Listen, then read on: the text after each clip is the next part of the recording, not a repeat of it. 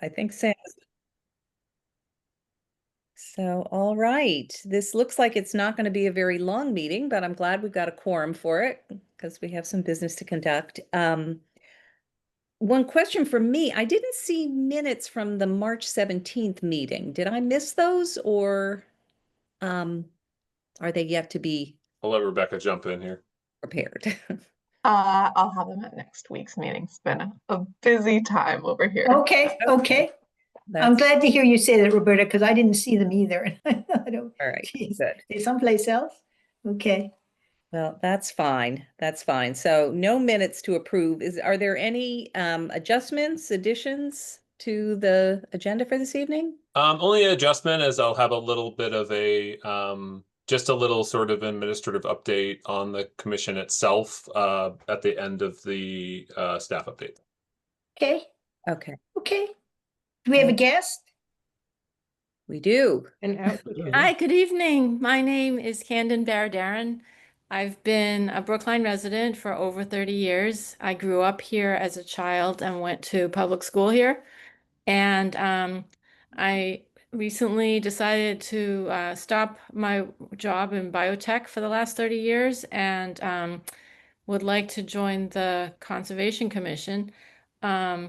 And of course, part of that process is attending meetings. So that's one of the things that I'm doing tonight. And just for your information, I'm also supposed to be interviewing with the select board for the post.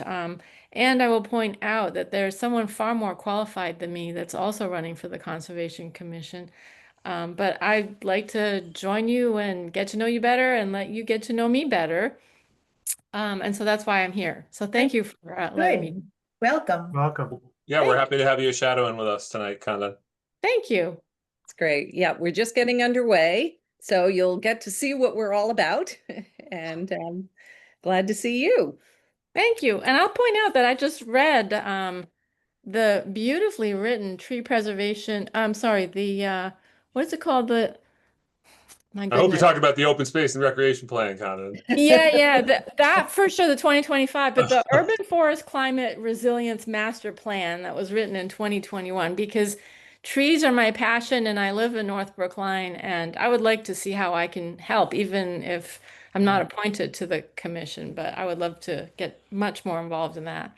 Yeah. Yeah, we're happy to chat with you outside of meetings or however you would like to be involved. And we're always looking for, open space and resource advocates. So happy to hear your enthusiasm.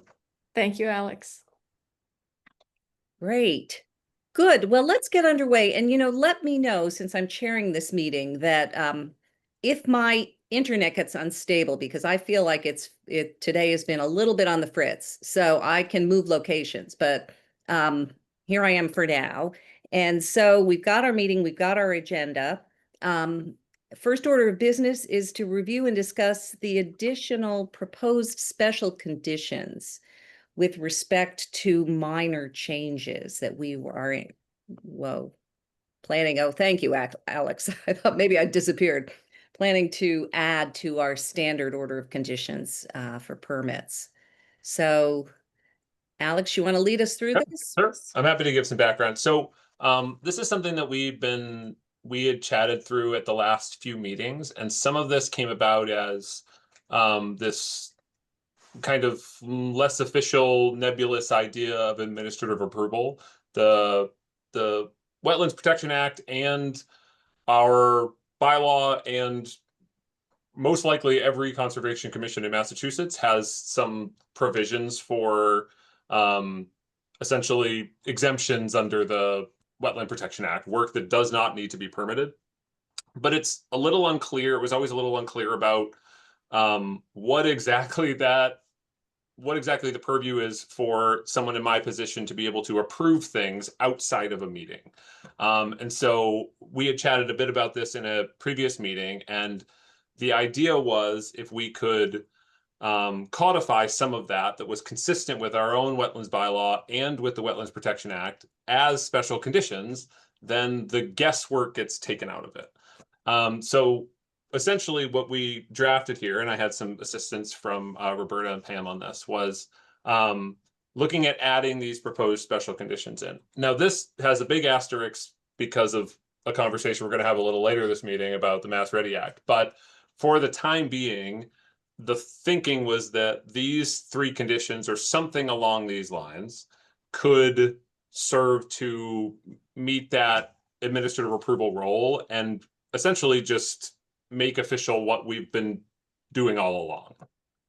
I won't read through all these here, as I've assumed everyone's had a chance to review them, but ultimately what these come down to is that if an applicant wants a review at just staff level, they can essentially request what we're calling administrative approval, what we've long referred to as administrative approval. And that someone in my position, the Conservation and Natural Resources Manager, could review those changes. And if they are minor activities, specific minor activities from the Wetlands Protection Act, if they are insubstantial, which is a specific word taken from DEP's guidelines on projects, or if they'll result in unchanged and decreased impacts to resource areas, that essentially I can approve those as long as there's a documented change in there. The other 2 get more to some things we've been talking about where we really want to make sure that whether or not I'm approving it, that the applicants are coming to someone from Conservation Commission and getting that formal approval. We really want to work toward a not, well, we assumed this would be fine, or yes, we made these changes and it's probably fine and we'll deal with it when we come to it. We want to make sure that even if it's a minor change, even if you think it's a nothing change, if it's in buffer zones and in wetland resource areas, we want to make sure that it's either getting reviewed by me, or if it's getting reviewed by me and it's above my position and it's more of a Conservation Commission thing, that we're making sure they're coming to a meeting for a vote for a small change to the plan, or in the case where it's a bigger change, that they're looking for an amended order or a determination in there. So I wanted to keep this as short and sweet and cover all these things as much as possible for the foreseeable future until any state legislation changes all this stuff.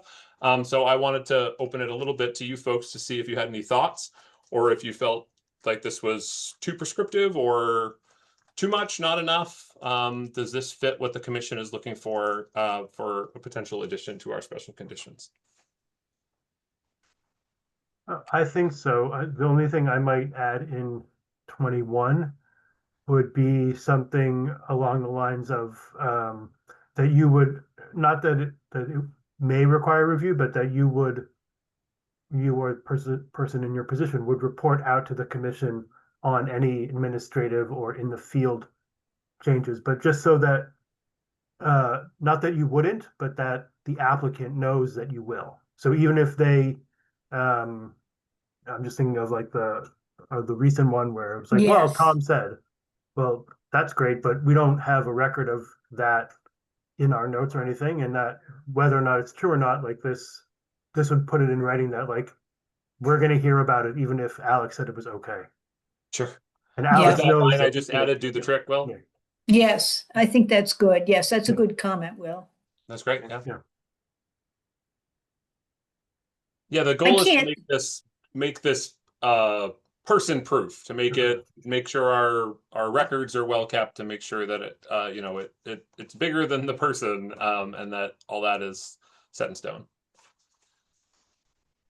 I can't see the last couple lines in 23. Sure. Oh, there you go. Perfect. Okay.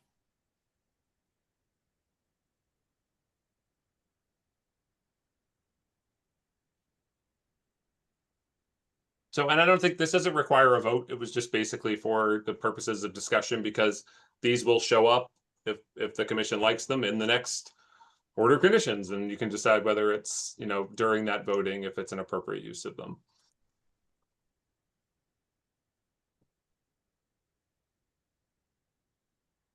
Any other comments? Yeah, Pam, in Go ahead, that, based on that comment, Alex, would these Yep. be always in order of conditions, or would we add them in depending on the project?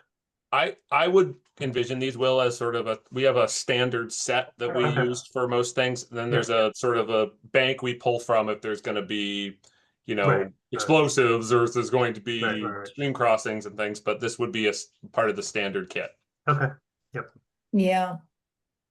One Should we- thing 21 does not capture, which I think probably will be part of, Alex, your thinking about this is whether or not, whether or not that, timing is an issue, right? Mhm. Because you can have things happen that, it just is not reasonable for, equipment just be sitting there for 3 weeks while you go through a review. So, that may matter there. But of course, it really depends very much on the scope of what the, applicant wants to do that wasn't increased. So I think it's good as is. And again, it can be changed at any time. So we Yeah, don't- and I think we get 95% of what we're looking for with this. And I yes, think, I think so too. just like you said, Yeah. Pam, we can certainly revise it. I mean, this isn't ironclad. But it's a jumping off point that we'd sort of use as our guide. Yeah. I'm sure that we have somewhere, like if something changes sort of active nature or whatever, that would also trigger some sort of stoppage or, like the example I'm thinking of is when the rock fell off that they had to stop and figure it out, right? So that's probably in a different.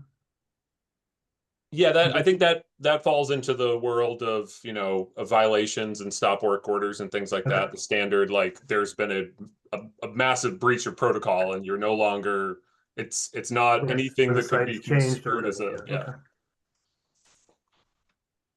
yeah. Okay.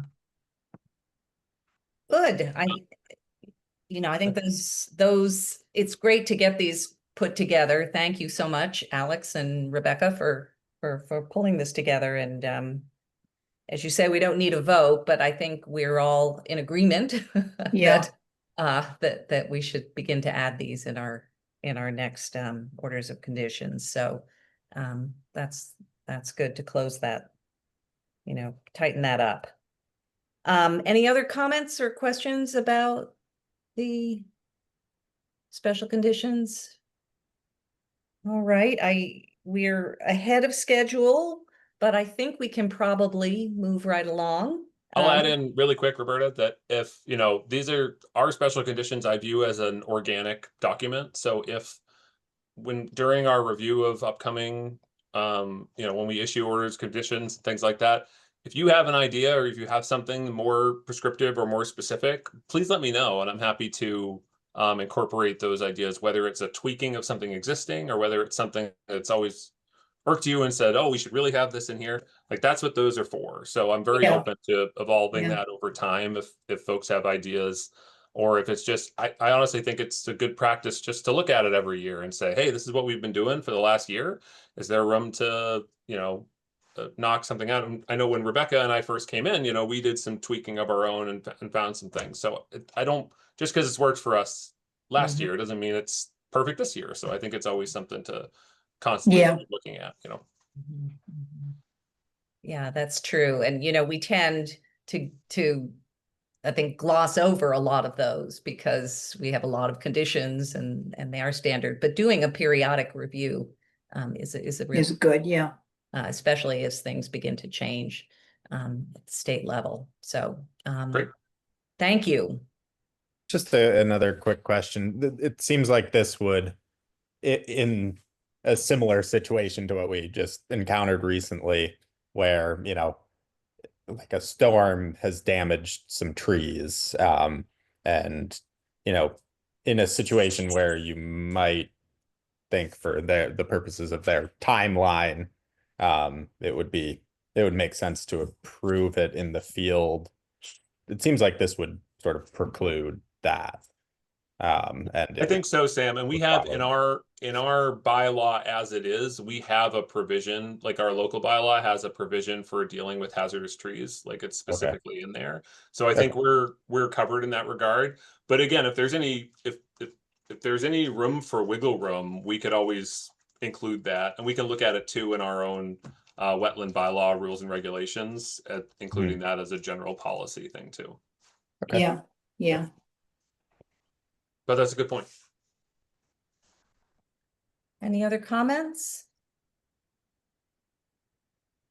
Okay. All right, then.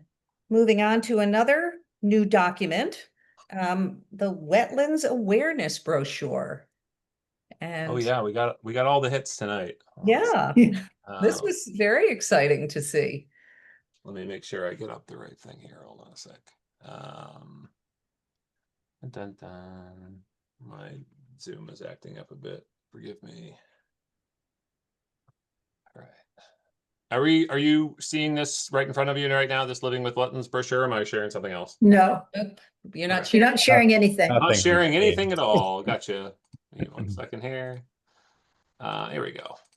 So this is this came about from a discussion we've had in the past and also from our open space and recreation plan.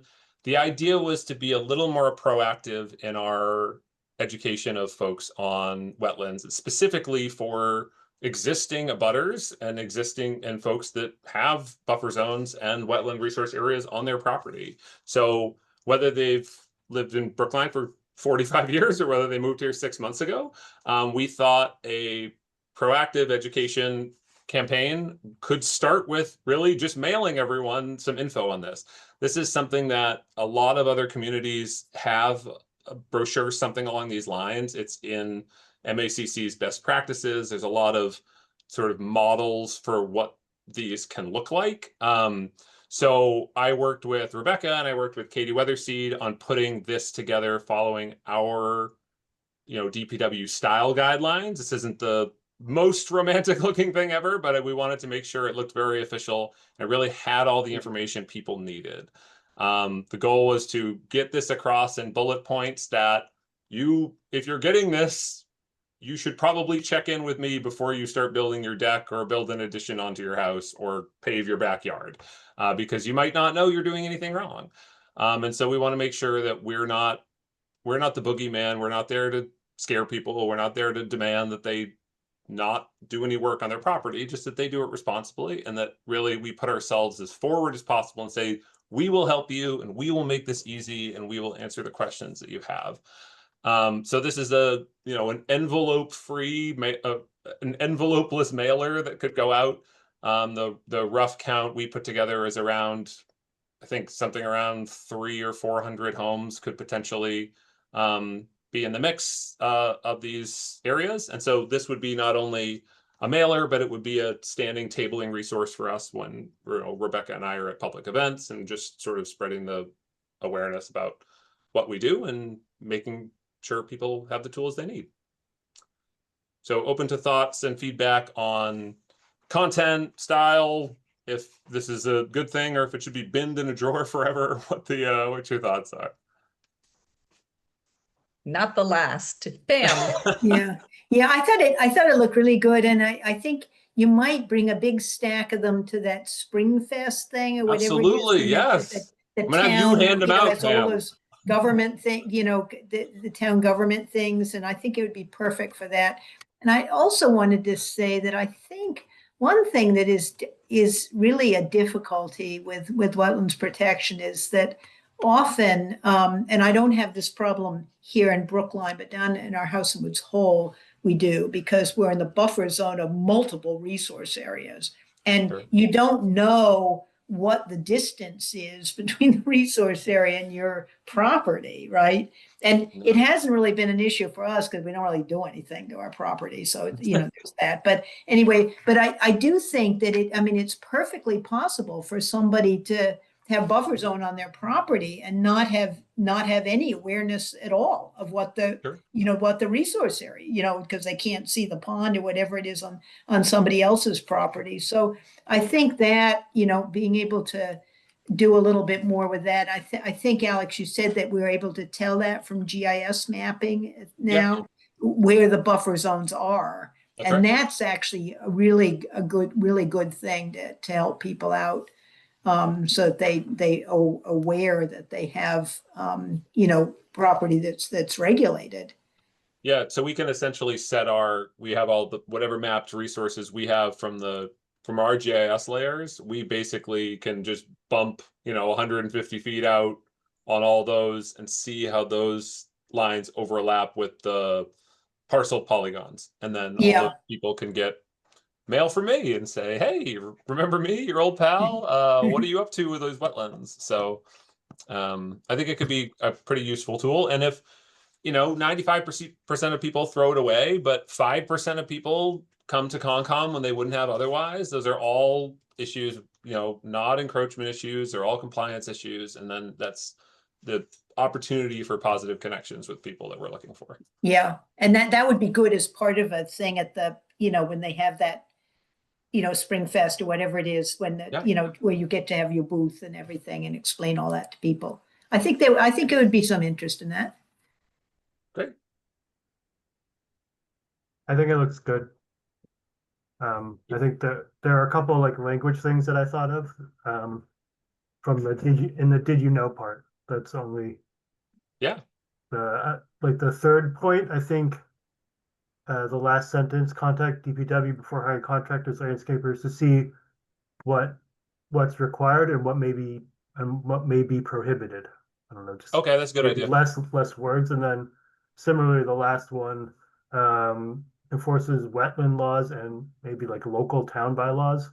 Okay. Work done without but so that part's confusing. For work done without a permit, what kind of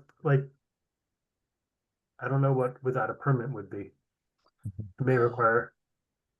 Well, a Oh, yeah. violation. So basically, it enforces these laws for work that has been done without a permit. So it's not saying it's enforcing you do it's enforcing against you doing work without a permit. But I agree that language is Right. awkward and confusing. What we want to say is like we enforce these laws, so you have to get a permit.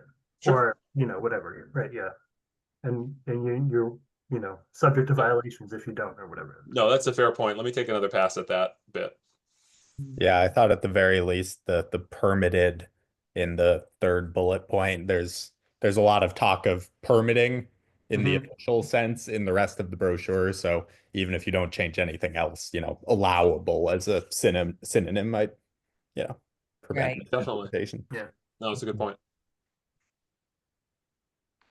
Right. Okay, great. I just want to add, I like the pictures that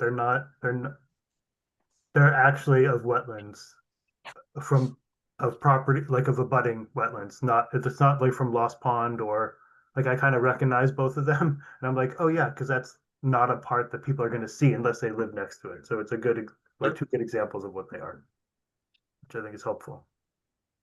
Because people think like, well, I live next to the golf course, I live next to that makes sense, but you have this stand of trees behind your house that you didn't know was a wetland. Yeah. Like Pam was saying. Yeah. And I think somewhere in that brochure, we mentioned specifically like, look, just because it's a wetland doesn't mean it's always wet. Like Right. there's some other stuff in the mix That too. is Yeah. it, yes. Yeah. I thought the content and the tone was great and the Yeah. pictures. I mean, really, Mhm. it's a wonderful brochure, and I think it's going to be very helpful to people. And it's so exciting that you'll be able to send it to properties that are, within the buffer. I mean, just seeing the 150 foot, I mean, that's going to be new news to people, and it will make them Right. begin to wonder, what is 150 feet? What's near me? So I think Right. it's hugely educational. Mhm. I had a little bit of sort of wordsmithing too. I don't know if you want to put up the first page Yeah, sure. again. Just, I think in many ways it you're trying to think about what they might be thinking about doing and how this might catch them as they're contemplating things. And so what activities are regulated? That was the one that I was looking at. Just sort of grammatically, the third item, building, or I think everything here is it a verb form, so building or constructing. Okay, good call. Would do that because everything else is a ing word. Sure. And then the last bullet point there, altering stormwater activity or discharge. I thought that is something that is not going to land with people. That's fair. You've You made mean it. A little more drainage? plain speak. Yeah. You've mentioned stormwater management system in the third bullet point, so you've got that concept out there. And I went back to the language, at least in our wetlands bylaw, grading, excavating, changing. How about changing drainage characteristics? Or that's Yeah, I like really that. what's Oh, in yeah, the I like that drainage. too. Drainage is clear for people. Yeah. Then drainage. they're like, oh, it's my gutters, it's my thing, it's my Yeah. it's stuff where water's gonna come overflow or not properly. Yeah. I think that comes from our Brookline law. I think it would be even clearer to say drainage patterns. That's more colloquial, and the word pattern is in there, but not, so just something around that. But I think I would say, And how about adding stormwater, say stormwater drainage? well, it's not even just stormwater though, really. I mean, if they're gonna level off an area or something, they're affecting, I don't know. Will they think about stormwater? Is that a word that people, Well, I just wonder when people say, if you just say drainage, I guess people know that means outdoor drainage. I'm not sure. Yeah, I think stormwater runoff could work. Drainage or runoff is stormwater a good- runoff, changes in drainage or stormwater runoff. I don't know. yeah. I'll look at that a bit and try to, Okay. again, make it as Yeah. layman's as possible. Yeah. Well, And we I- also have grading and excavating and filling, which are, the primary Yeah, Yeah, way you would alter yeah. things. But the verb would be changing here because again, alter is the big concept, but let's try to say it slightly differently and yeah. maybe something's a little bit different there.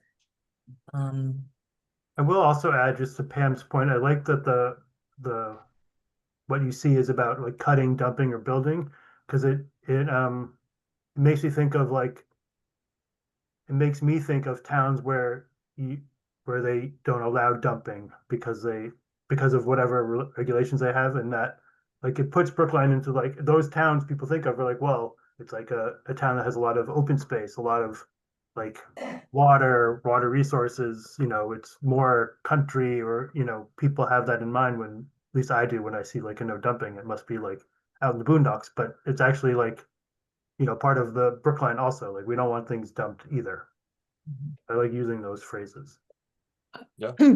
I wonder if on the address section, you want to have something that would get people's attention, like, is this you? Or I'm not sure what the right phrase would be. You want something sexier than Brookline Wetlands Regulation Overview, Marion? I don't know. That's pretty spicy. Yeah, well, I didn't even see that. I just sort of went right over it. And I would No, put but it on. you're right. Again, someone might see this and just chuck it, Yeah. so looking at that and seeing if there's a way to punch I that. would put it on what would be the lower left-hand corner of that mailer. It'll rather- be, I think it's a tri-fold thing. So it gets folded up and then stickered shut Yes. and mailed. Right. So it would basically be this when you're living with looking at it, wetlands. When you're looking thing. at it, it would be the lower left corner. Because I think that's where the eye goes on an envelope. Okay. The white square. Yeah. Is this you? Yeah, that's what I was You. thinking. Something along those lines. Bringing the excavators into the swamp and digging Yeah. up the thing. Right? Maybe it would be a little more positive if it said Brookline Wetlands Protection Overview rather than regulations. Yeah. I don't know. I don't dislike regulations, but it's a little more positive. Sure. Who knows? Let's Yeah, no, I'll take all this input. We'll work on with it and staff and polish it up a bit. Is Yeah. there a Yeah. date you want to have this ready by? There's a hope to have it, out sometime soon. It's, it gets the calculus gets a little tricky with who's printing it and how to pay for postage and how to do all that stuff. So we have to look at that a little bit. But it's a relatively light lift. Mhm. So, in a perfect world, we can have this ready for event season, but worst case, it goes out once it's been polished and at least gets in the hands of all the folks that live by wetlands. Okay. Well, it's really a wonderful, wonderful educational piece. So thank Yeah. you all so Yeah, much. for putting really this good. together. It's huge. Thanks for saying so. Yeah. All right. So this is fun to have a night without any hearings. Lots of good stuff. Like a party, yeah. Yeah. We're ready for the Mass Ready Act. Oh boy. All right. So I'm not sure how much folks know about the Mass Ready Act, but I thought it might be appropriate to do a very quick overview of this, given that I think about a week and a half or 2 weeks ago, it passed the state Senate. So it still has to go to the House, but it looks like the train's on the tracks for the Mass Ready Act, and it's moving, to a theater near you. So I pulled out, again, a very high level, some bullets about the kinds of changes that are going to be in this, and I might lean on Pam a little bit, who speaks regulation more than I do. But I just wanted to give people an idea of the kind of things that might be coming the way that are relevant to the Conservation Commission. So one of the big things that popped up is a new interest of wetlands. So when we think about the interests that are protected by the Wetlands Protection Act, including, groundwater and flood resilience and habitat value, supporting resilience for changing climate conditions shows up across the board. So this is something that can now be, considered as an interest here, as you're looking at the different wetland values and projects, including, is the resilience for changing climate conditions being considered as part of this project? There are several references in the document to general permits and general licensing. General permits have a lot to do, again, this is very high level, and a lot of what I'm going to say has provisions in the Mass Ready Act that say regulations will be developed by the department to give you more information on this. But that information doesn't exist yet. A lot of the, once this act passed, it seems like there's going to be sort of a 6-month loading zone where a lot of the regulations get developed that go along with this, as well as a lot of the guidance that will be provided to relevant towns and relevant agencies and relevant commissions. But there will be general permits for dredging, for fill, for structures, and there will be, jumping ahead a little bit, but general orders of conditions. So these are permits and orders that can essentially happen without the local conservation commission having a public hearing about it. So you can, I believe, go directly to DEP for certain projects, and a lot of these projects have to do with culverts, or has to do with priority housing, or have to do with nature-based solutions and creating new wetlands. But there's a permitting system that seems to sort of go directly to DEP. And while the Conservation Commission is informed, there isn't a public hearing, and the commission just sort of issues that general permit alongside DEP. So certainly a trickier, different version of it, and a lot more guidance to come there. But there's a certain subsection of these projects that are going to essentially be reviewed by DEP, and some of which really don't come to the local conservation commission at all, except in an advisory capacity or in a sort of a heads up. In terms of determinations with conditions, so we were talking about administrative approval earlier. Part of the Mass Ready Act talks about certain projects and certain aspects of projects that, again, have not been determined yet, but will be determined in regulations to be minor enough that they can be approved by the conservation agent. So this is essentially what we were talking about earlier, but it's putting it directly into the Wetland Protection Act and saying, if it's a small enough thing and they come to you and they issue it in writing, the conservation agent can say yes or no to these changes. And so, again, we don't know exactly what that's going to be yet, and those regulations are going to be developed, but it's a move in a direction to more sort of streamline these projects and take maybe what would have been an obvious yes, and I'm guessing a bit here because we don't know exactly what it's going to say, but if they're projects that are either no impact wetlands or they're aligned with the interests of the act, then they should be easier to approve at a staff level. Looking at conservation filings themselves, this is something where there's a few elements here that make filing notice of intent or a request for determination of applicability a lot easier for applicants.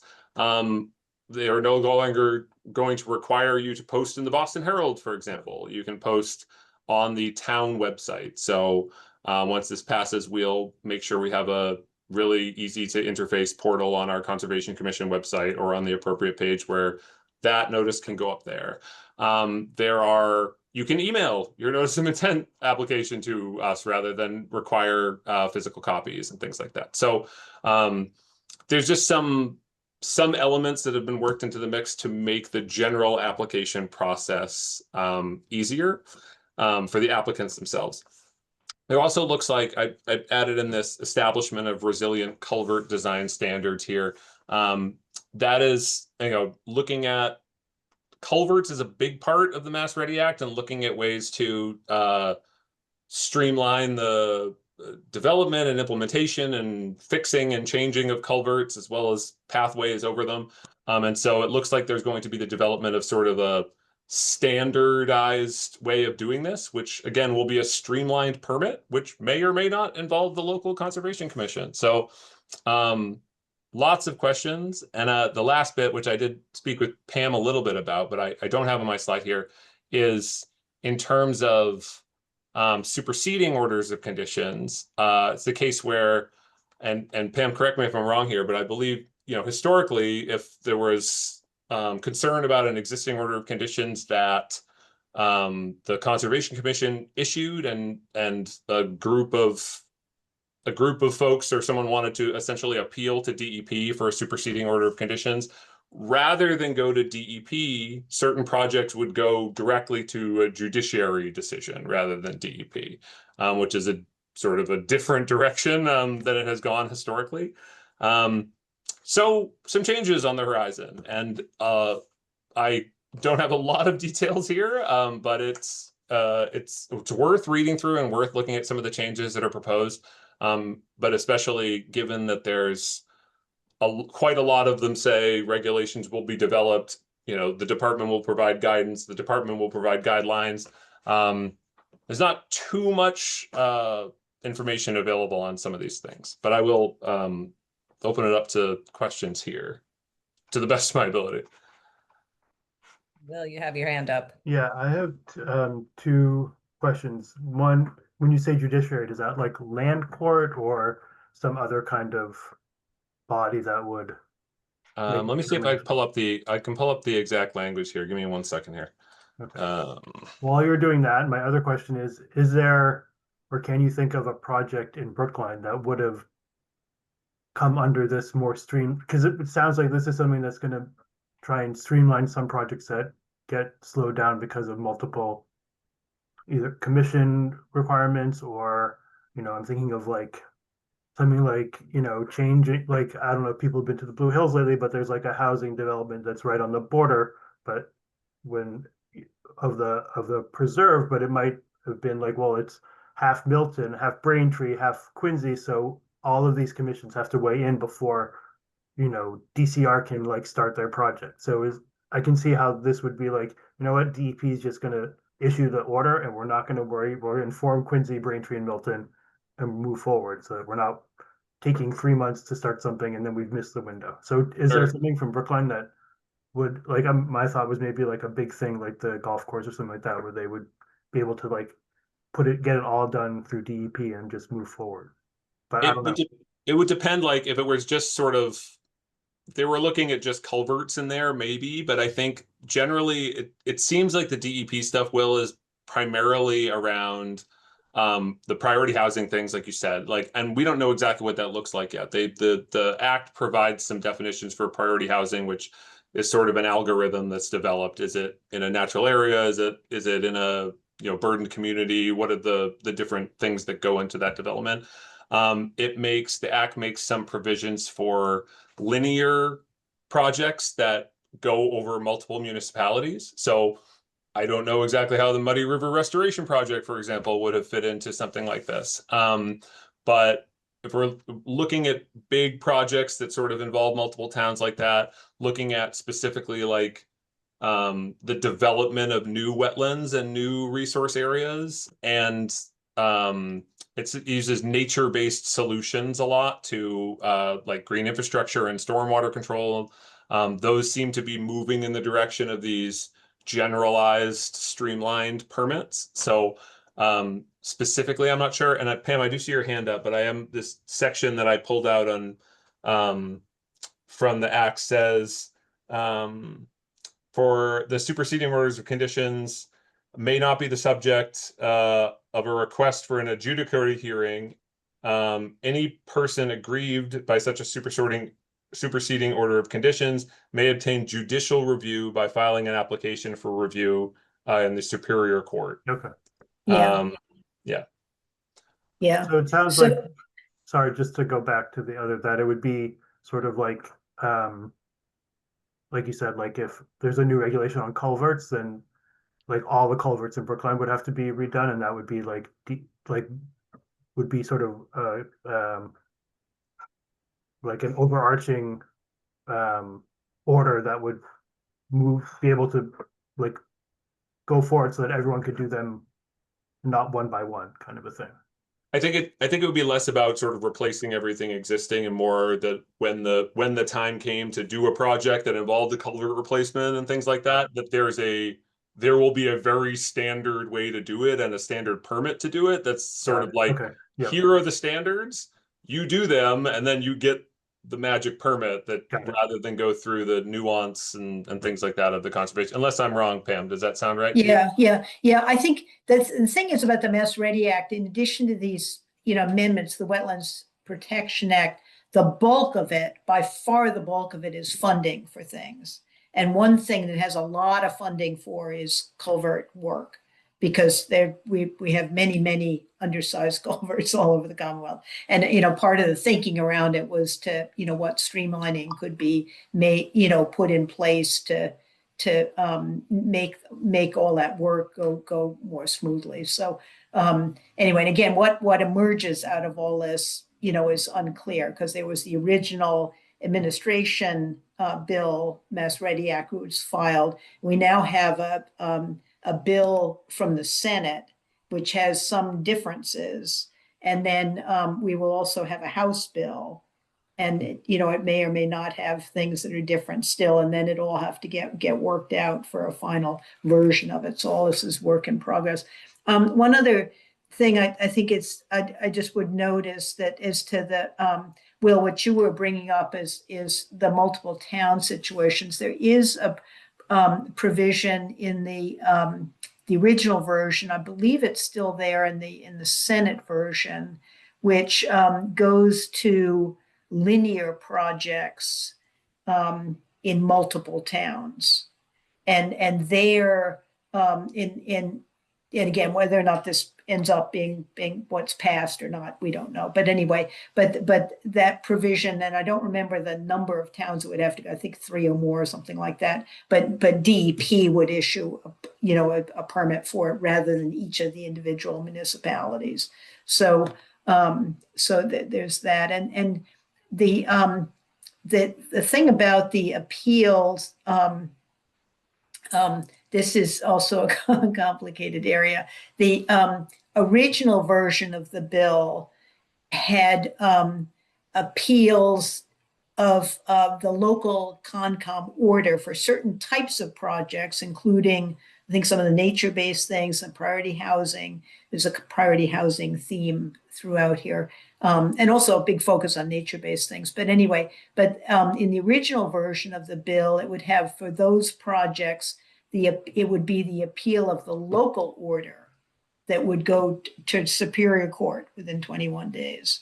So it would mean, that the town would have to be defending the order, its own local order, rather than have a request for an SOC from DEP.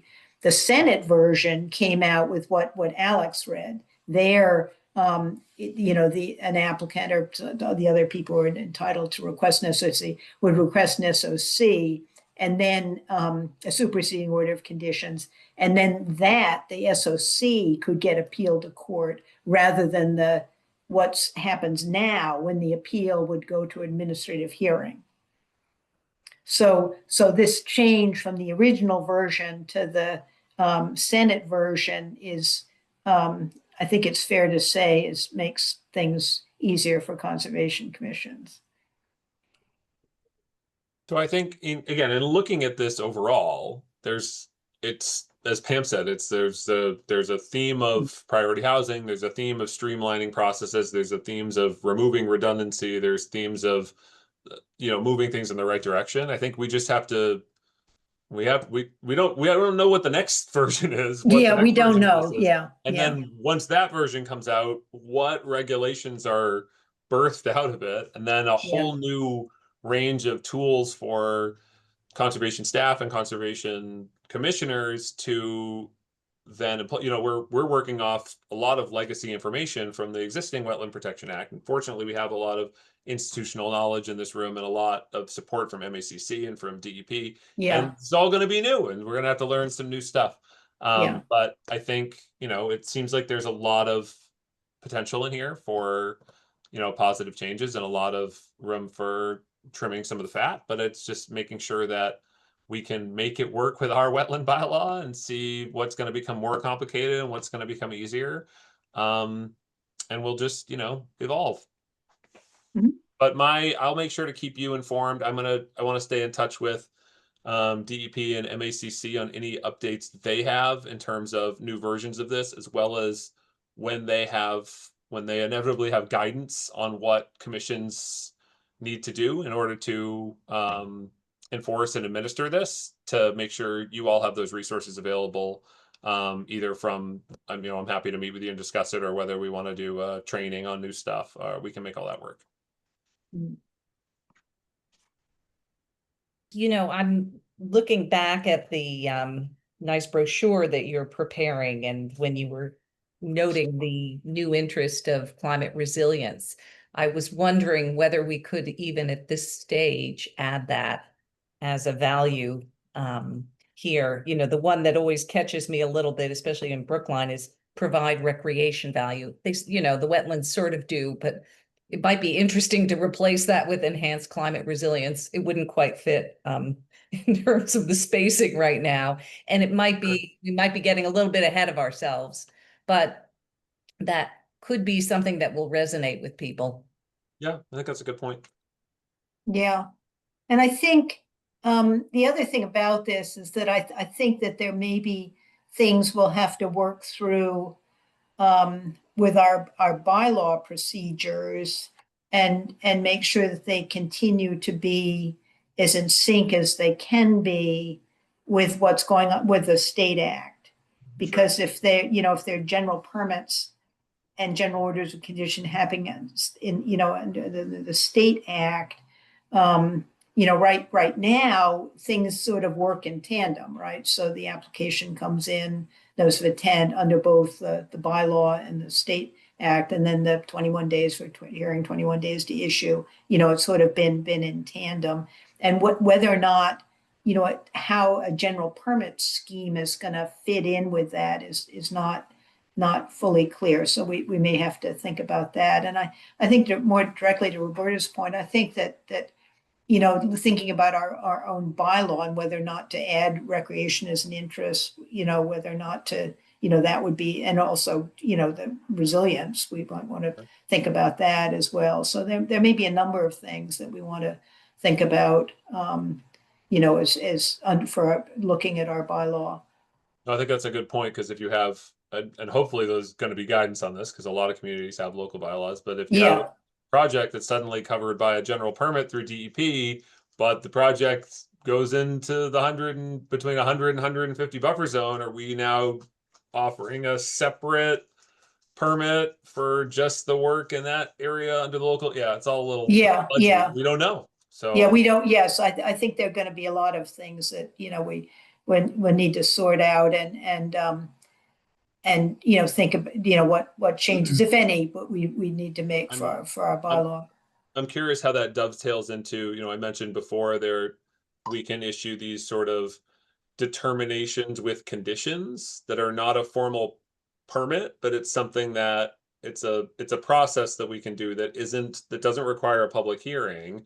But I'm wondering how that fits into a buffer zone or something like that. So yeah, there's going to be guidance on this. Yeah. I think on that, I think that it's always been a little unclear to the extent to which determination of applicability can have conditions, even though there Yeah. typically include conditions. I mean, I think that's been a very common practice for a very long time.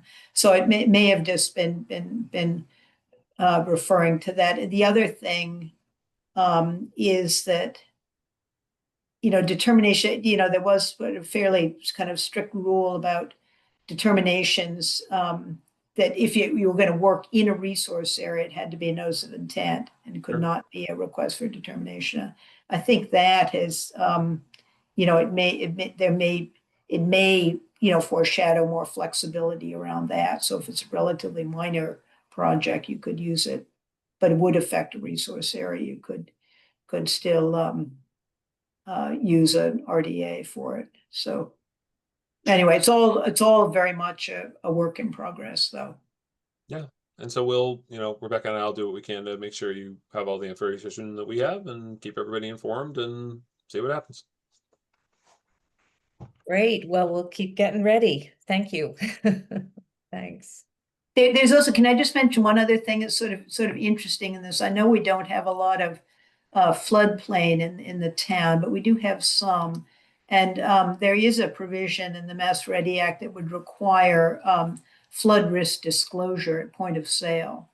That's many states do have that now, and Massachusetts does not. So so that people would that would be a requirement that they'd be informed of what their vulnerability is from a flood perspective.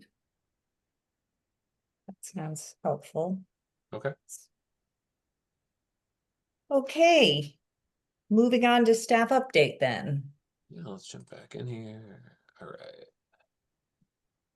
All right. I wanted to give a few quick project updates.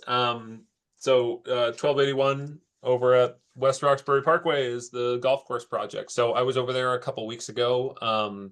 As we discussed in our last meeting, they made some adjustments and had some additional daylighting over in that the connection at sort of the far end of the golf course.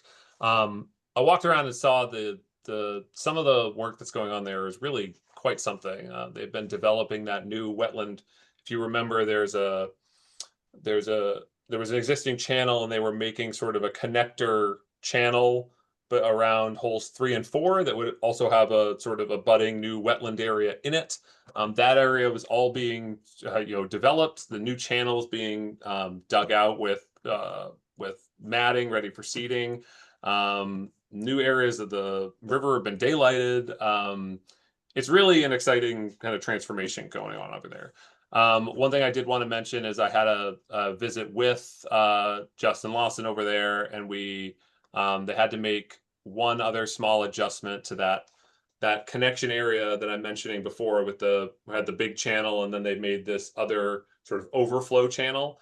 When they were about to start doing the dredging in that channel, they realized that the DPW plans they had that showed the sewer line underneath it were not 100% accurate, and the sewer line was closer to the bottom of the channel than they realized.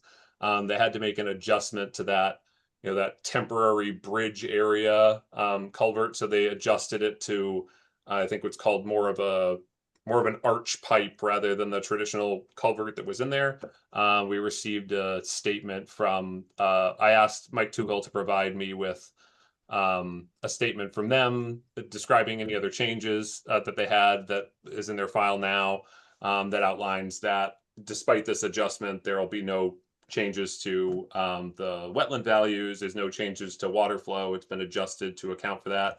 And I also asked him to make sure we're accounting for all the stream crossing standards laid out in the Mass Guide. And so it's just trying to make sure that when these minor changes happen, it's sort of part of the evolution of this project, but we just want to make sure everything's documented. We want to make sure that everything is not only been discussed at staff or commission level, but that the team is providing not just an anecdotal, yes, this is fine, we made a couple changes, but data and support to back up the claims when these minor changes happen. Over at Amory Playground and Halls Pond. So this project is flying right along. The most of the boardwalk work in Halls Pond and Amory is done. And I think I talked to Jessie Waisner earlier today. She said some of the perimeter planting in Amory Woods is going to happening, I think, starting tomorrow with our some of our landscape team in there. Something like 175 plants and 10 trees are going in over there, which should be sort of an exciting restoration happening. The boardwalk is bananas. If you get a chance to look through the fence and see what's in there, it's a beautiful thing. And so now the issue is we're waiting on some, because of all the recent wetness, they're waiting on the right opportunity to pave in there, the sections of asphalt in Amory Woods. So the project has been delayed a little bit. We were initially hoping to be able to sort of grand open in mid-May, but it looks like that's being pushed a bit. I want to make sure everything is safe and secure and ready to go, but progressing along nicely. Over at... Is the parking lot done, or is that a second step? I think the grading or whatever. I think the goal is to open everything kind of as close as possible to the same time. So I think there might be some minor tweaks in there because of the needs of tennis users and because of the needs of things, but I think everything is progressing toward ready to rock. But whatever paving concerns and things they have, they just are weather dependent. You know? Can I just ask quickly, could the Halls Pond be people be able to get in there before they do the parking lot? It might be tricky because of egress points and things like that. So like the whole system we want to open at the same time because points of the connection will be broken, like in Amory Woods, for example, Pam, where there just won't be pathway yet. So I think the goal is to open things as soon as possible, is what I was told. But I don't know how that works in terms of being able to access the gates, in terms of being able to access the whole system. So we just want to make sure everything is safe and secure and buttoned up per both our team and per the contractor standards before anything can open. Okay. Over at 29 Sears Road, while the construction is forthcoming over there, the demolition, I did hear from the attorney for that estate to start looking at, if you remember, one of the conditions on the order of conditions for 29 Sears Road was the establishment of a conservation restriction in the back there, the large sort of wooded wetland area. So I am meeting with town council to start looking at the initial draft they sent over. The process there, as a reminder, will be I'll look at it with town council, come back with thoughts and changes to the applicant, then we'll bring it forth to the Conservation Commission for an initial review, and then go about the dance of having the state look at it and other agencies approve before it gets its sort of 99% approval from them, sort of a pre-approval, and then the commission would vote on it, then it goes to select board, and then it goes back to the state for stamps and whistles and things like that. So just wanted to remind you and inform folks that the train is moving in the right direction and on that conservation restriction, which is exciting. And I'll keep you posted when I have some more info. Any questions on any of these projects? I have a quick, are we getting anything from Dexter Southfield? In terms of the certificate of being done?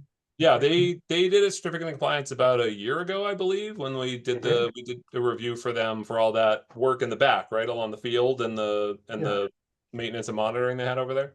Yeah, right. Yep. Okay, great. In terms of upcoming projects, I did hear from Rich Kirby about 85 Cottage Street. We're expecting, I'm expecting a notice of intent application from them within the next week or so for a minor project over there. And then the Halls Pond Invasive Management Plan is on the horizon. That project's going out in the mail this week. So that will be an opportunity to not only look at sort of a holistic approach to invasive maintenance and monitoring and management from both the staff and volunteer level in there, but also will coincide with the CPA project we want to get off the ground to remove all the yellow flag iris in there and replace it with some good stuff over the next couple of years. A quick sort of run through some townwide updates that are happening. I mentioned CPA before. We have a contractor lined up to do a delineation over in Deep Lake Horror as well. So this is the project to do Phragmites and buckthorn remediation in the wetland over there off the boardwalk. Once that's set, we'll get a notice of intent application together for that project, which will take place over this summer and then into next year. I wanted to give Rebecca a quick call out because something that she took care of for us, which has been sort of a long-standing thing and something I've wanted to do since day one coming in, is digitizing all of our conservation restriction information. So all of our CR files up till recently were sort of paper files floating around in paper folders and not super accessible to either staff or when we have public inquiries around them. So Rebecca took a lot of time and went through every piece of paper and scanned everything and filed everything and organized everything. So now we have an exhaustive electronic resource of all of our CR information, which just helps us do our jobs a lot better. So kudos to Rebecca there. Thank you, Rebecca. That's huge. Yeah. It came up something like 5 times in 1 week with questions on conservation restrictions. And I was like, oh, look at this. I can just go right into this folder and find it. So extremely helpful. Egg addling over at Olmsted Park and the Riverway. So our park ranger team has been working with the Boston Park Rangers. We got our permit from the state 3 or 4 weeks ago. So they've been recording those sites and nests and doing what we do over there for spring season and population control.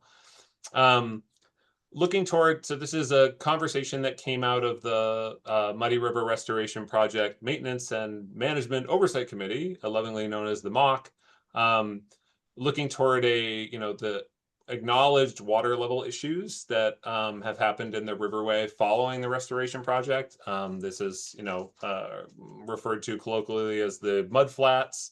The development of not only these sort of dry areas that are collecting invasives and are an acknowledged issue by both staff and members of the MOC.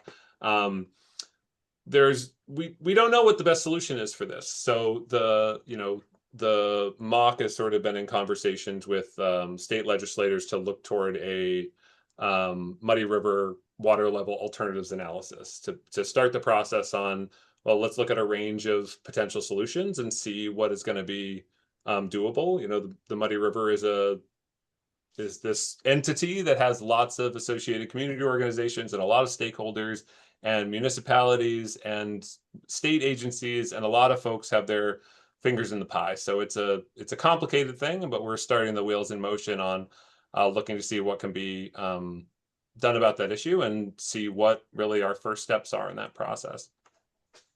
Park passports are a new initiative that the Department of Public Works is working on in concert with the Recreation Department. So these are going to be really a handheld booklet that can be used by kids and families and people of all ages that list out about, I think it's 32 to 35 different parks and playgrounds and nature sanctuaries and wild spaces in Brookline. That encourage folks to get out and see these new spaces and not only sort of track their progress by checking them off, but record when they are going somewhere new for the first time. We're hoping we sort of launch this initiative in concert with the open space plan to really encourage people to see all these cool places that are in Brookline that a lot of people really, might go to the playgrounds that are in their neighborhood, but might not adventure over to Putterham Woods or Halls Pond or somewhere they've never been before. So we'll be kind of launching these at Springfest for the first time and hopefully getting people out to explore some of these new spaces. As a parent, I can say I personally built into this. I wanted to make sure we recorded all the parks with bathrooms, all the parks that have splash pads, all the parks that have athletic fields, so it can work as sort of a guide for the caregivers as well to find parks that work well for their families. A few events that we've had recently and upcoming. We had, a dozen volunteers come out and pull garlic mustard in Lost Pond till 'tis the season for this. We had the neighbors over there reach out and say, hey, let's capitalize on the weekend when it all starts popping up. So they were out there hacking multi-floor rows out of the meadow and pulling mustard. The picture here, we see our volunteers over with the Friends of Halls Pond. These folks helped us haul a dump truck full of stone and wood chips out to help finish some path connections in there. So it'll be all shiny and new once it opens up. We had our first Stewardship Sundays of the year over the weekend. We got about 15 people out to Dane Park to help start building a better trail connection between that park and the Municipal Service Center, as well as, filling a dump truck full of invasives at the same time. Really happy to have support from the Friends of Dane Park over there, as well as the neighbors, and a few regulars we had from last year came out again to help us out at a new park. The Muddy River cleanup was just recently, so that Emma, our park ranger, teamed up with the Emerald Necklace Conservancy to do just trash pickup and invasives, and this brings out dozens and dozens of volunteers. ENC does a great job of mobilizing them all down the Muddy River, and so we're always happy to help with that. And then, as a few folks mentioned before, Springfest is coming up at the end of May. This is our, the Sustainability and Natural Resources Division. This is our marquee event.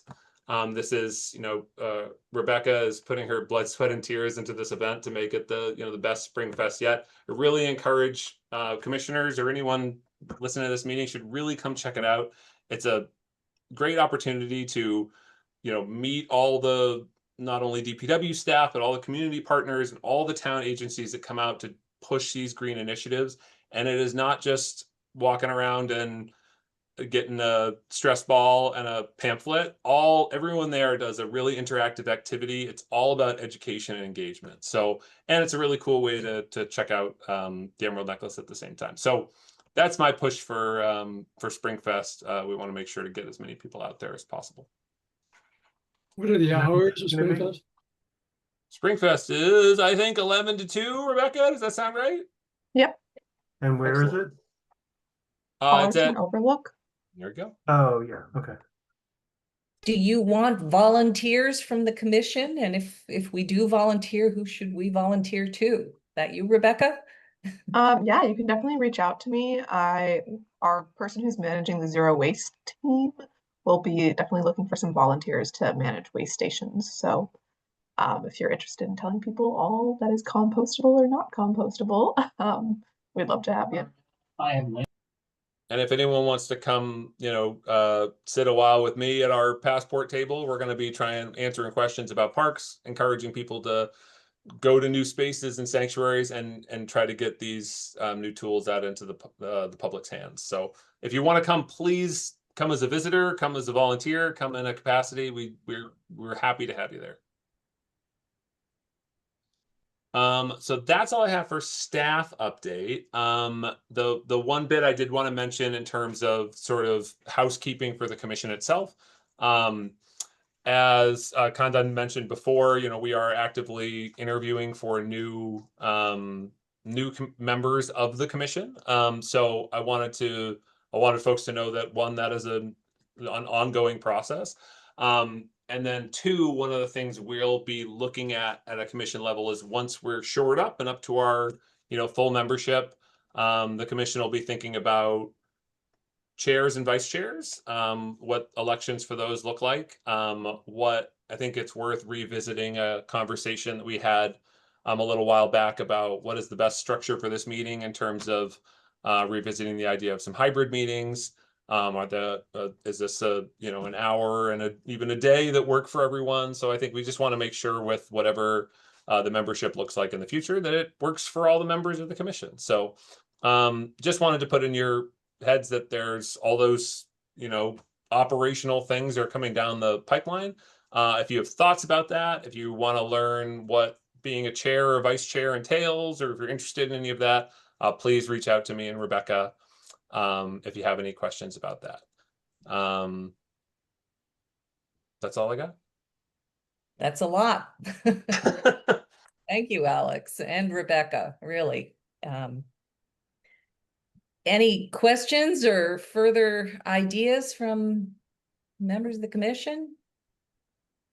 I just this is just kind of floating through my mind at the moment. So We do have, Marion is currently an associate member of the commission. And I was a former associate member. And whether or not it would be, other people who might, whether or not that's something that the selectmen could consider. I don't know how that would happen, but if there's a process for that, I don't know how that works. But anyway, but I just thought I'd mention it. Yeah, I think we look at that. I imagine it's the same. It would be sort of a reapplication. I don't think there's sort of an upgrade process or anything like that, Pam. Yeah, I don't know. I don't know how that works at all, but that, Sure. it could be an option. So, okay. But yes, please let me, again, if you have any thoughts about any of the things we're talking about, please let me know. Great. I believe our next meeting is scheduled for May 19th, which I found out is DPW Day. So if Rebecca and I are in that meeting with our eyes held open by toothpicks, it's because we've engaged with every third grader in Brookline that day. So we all have that to look forward to. Would you like to reschedule? No, I'm just giving a disclaimer that we're that's going to be our public service day, and we're going into it guns blazing. So we're looking forward to it. All right. Your faces be painted. Exactly. Yes, we'll be covered in feathers and things like that. Yeah, it'll be great. Okay. Is there a time that would be good to visit Putterham when the project is closer to wrapping up?